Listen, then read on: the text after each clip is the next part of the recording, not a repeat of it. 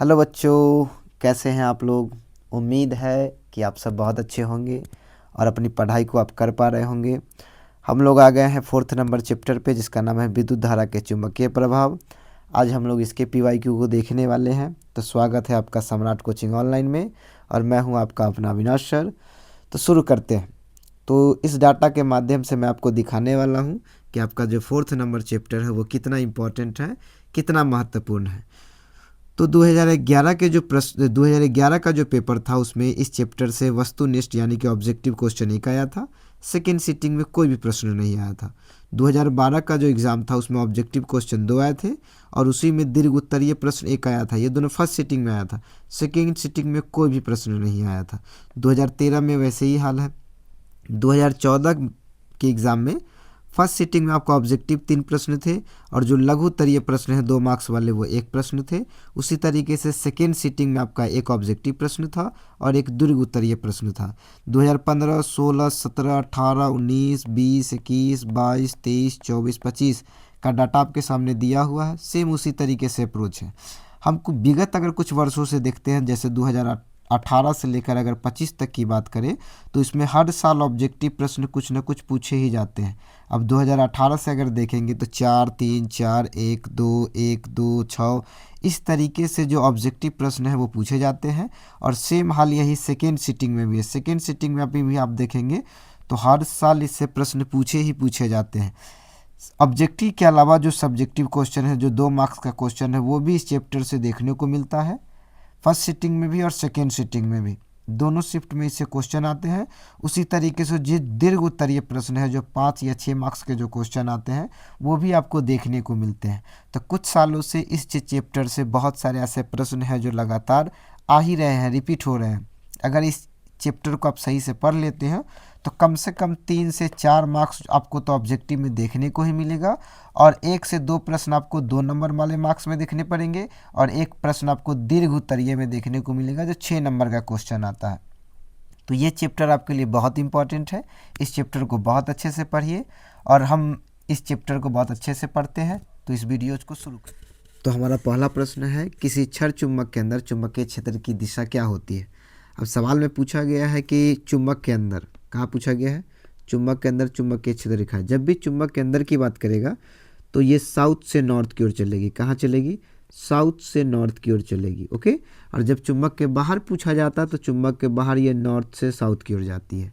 तो हमसे चुंबक के अंदर पूछा गया है, इसीलिए इसका आंसर हो जाएगा साउथ से नॉर्थ की ओर, अर्थात दक्षिण से उत्तर ध्रुव की ओर।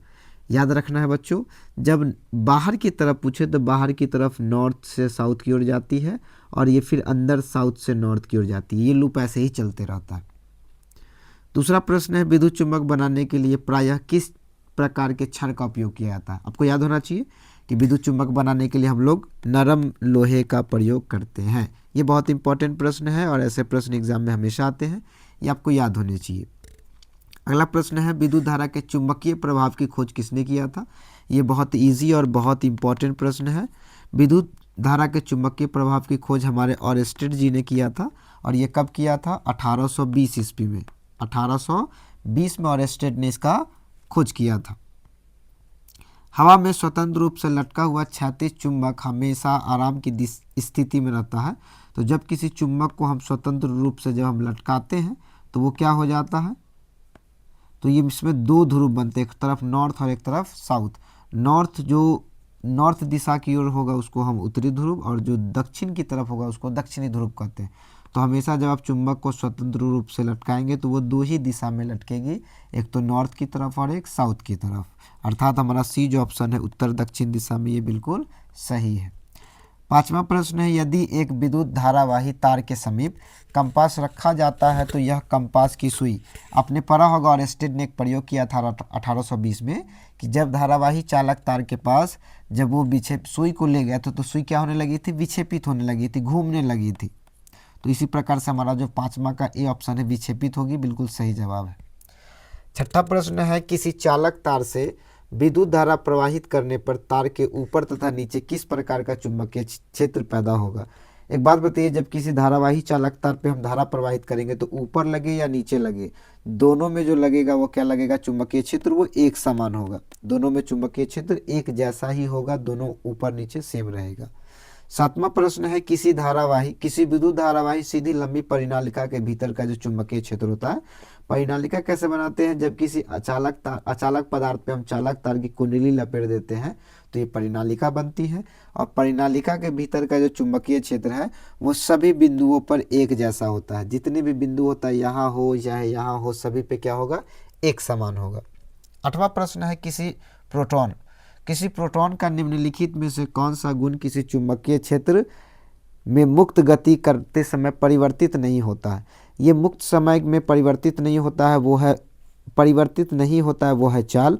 और जब परिवर्तित होने की बात करें तो वो है वेग और संवेग। वेग और संवेग जो है वो चुंबकीय क्षेत्र में मुक्त गति करते समय परिवर्तित हो सकता है, परंतु जो चाल है वो कभी भी परिवर्तित नहीं होता है। तो ये याद रखना है, जब नहीं पूछा जाए तो चाल होगा और जब हाँ पूछा जाए तो वेग और संवेग होगा। नवा प्रश्न है, किसी विद्युत धारावाही चालक तार पर उत्पन्न चुंबकीय क्षेत्र की दिशा निर्धारित करने के लिए निम्नलिखित में से कौन सहायक है। आपने पढ़ा है कि दक्षिण हस्त का नियम, फ्लेमिंग के वाम हस्त का नियम और फ्लेमिंग के दक्षिण हस्त का नियम, इन तीनों से हम चुंबकीय क्षेत्र की दिशा निकाल सकते हैं। इसीलिए इनमें से सभी जो आंसर है वो बिल्कुल सही जवाब है कि सभी में से हम चुंबकीय क्षेत्र की दिशा, जितनी भी यहाँ पे नियम दिए गए, चाहे दक्षिण हस्त के नियम हो, चाहे फ्लेमिंग के वाम हस्त हो, दक्षिण हस्त हो, इन सभी से हम चुंबकीय क्षेत्र की दिशा का पता लगा सकते हैं। 10वां प्रश्न है, पश्चिम की ओर प्रतिक्षेपित आवेशित कण ए कण किसी चुंबकीय क्षेत्र द्वारा उत्तर की ओर प्रतिक्षेपित हो रहे थे, चुंबकीय क्षेत्र की दिशा क्या होगी। ये फ्लेमिंग के वाम हस्त के नियम में कहा गया है कि जब एक फील्ड इस तरफ जा रही है, जब हम अपनी 3 उंगली यानी कि अंगूठा, मध्यमा और तर्जनी को इस प्रकार फैलाए कि तीनों आपस में लंबवत हो, और लंबवत मतलब 90 डिग्री का बने, तो इस प्रकार से जो अंगूठा है वो क्या दिखाता है, बल की दिशा को दिखाता है। तर्जनी क्या दिखाता है, इलेक्ट्रिक फील्ड यानी कि चुंबकीय क्षेत्र को दिखाता है। और ये जो हमारा मध्यमा, ये क्या दिखाता है, धारा को दिखाता है, ये चुंबकीय क्षेत्र को दिखाता है।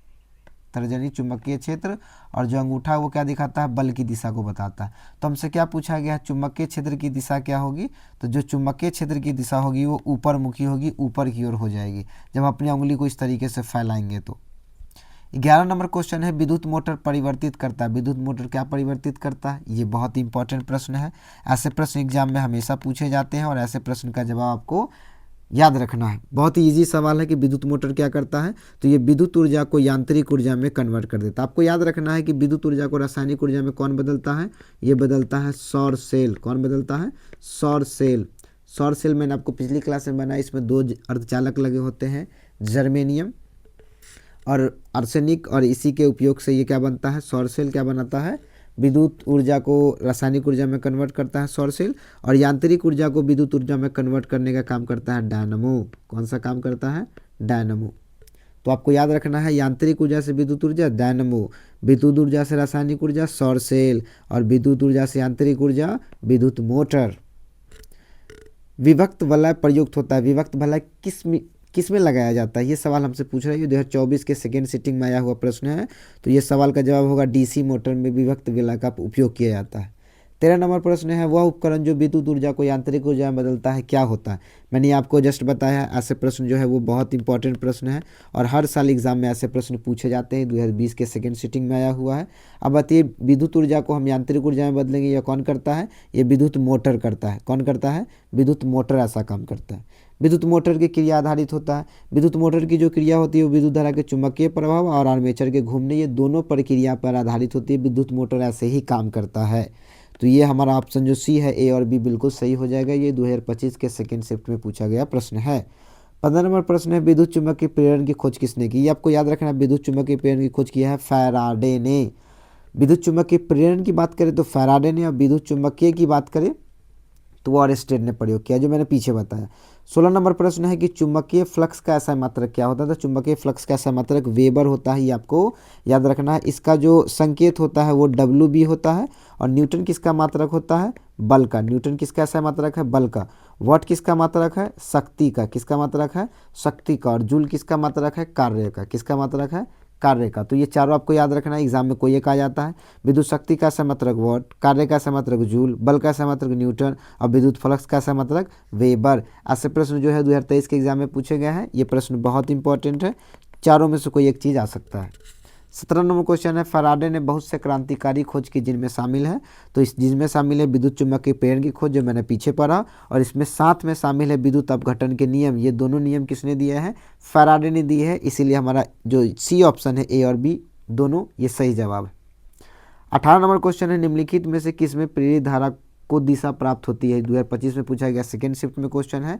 तो जब हमें किसको प्राप्त करना हो? प्रेरित धारा की दिशा प्राप्त करनी हो, दिशा का मान पता लगाना हो, तो इसमें हम क्या करेंगे कि दक्षिण हस्त नियम से भी पता कर सकते हैं और वाम हस्त के नियम से भी पता कर सकते हैं। जब प्रेरित धारा की दिशा ही प्राप्त करनी है तो हम दोनों में से किसी से भी, ये सवाल का ऑप्शन जो है वो थोड़ा मोड़ा गलती लगता है, दोनों से ही प्राप्त कर सकते हैं। 18 नंबर क्वेश्चन है कि डायनामो में किस प्रकार की धारा प्राप्त होती है? ये बहुत इंपॉर्टेंट सवाल है। मैंने आपको बताया कि डायनामो में किस प्रकार की धारा प्राप्त होती है, एसी और डीसी दोनों, अर्थात हमारा जो सी ऑप्शन है वो बिल्कुल सही है। दिष्ट धारा को हम डीसी करंट कहते हैं, डायरेक्ट करंट, और एसी प्रत्यावर्ती धारा को हम एसी करंट कहते हैं, और डायनामो से हम दोनों प्राप्त की धाराएं प्राप्त कर सकते हैं। 20 नंबर क्वेश्चन है, विद्युत जनित्र के सिद्धांत आधारित है। विद्युत जनित्र किस पे काम करता है? तो विद्युत चुम्बकीय प्रेरण पे ये काम करता है। ये भी बहुत इंपॉर्टेंट सवाल है। विद्युत जनित्र किस पे काम करता है? विद्युत चुम्बकीय प्रेरण पर। और विद्युत धारा के ऊष्मीय प्रभाव पर काम करता है? आपका घंटी, आपके घर में जो बेल लगी होती है वो किस पे काम करता है? विद्युत चुम्बकीय के ऊष्मीय प्रभाव पे वो काम करता है। हमारा 21वां प्रश्न है, विद्युत धारा उत्पन्न करने की युक्ति को क्या कहते हैं? ये बहुत इंपॉर्टेंट प्रश्न है। आप देख सकते हैं कि ये हर साल पूछा गया रिपीट क्वेश्चन है, 2012, 14 और 17 के एग्जाम में पूछा गया है, और ये बहुत आसान है। विद्युत धारा उत्पन्न करने की युक्ति को हम लोग जनित्र कहते हैं, जनरेटर कहते हैं। 22 नंबर क्वेश्चन है, किस युक्ति में विभक्त विलय दिक् परिवर्तन का कार्य करता है? वो है विद्युत मोटर। कौन है? विद्युत मोटर। 2018, 19 और 24 में पूछे गए प्रश्न है। ये बहुत इंपॉर्टेंट प्रश्न है जिसमें दिक् विलय का प्रयोग किया जाता है।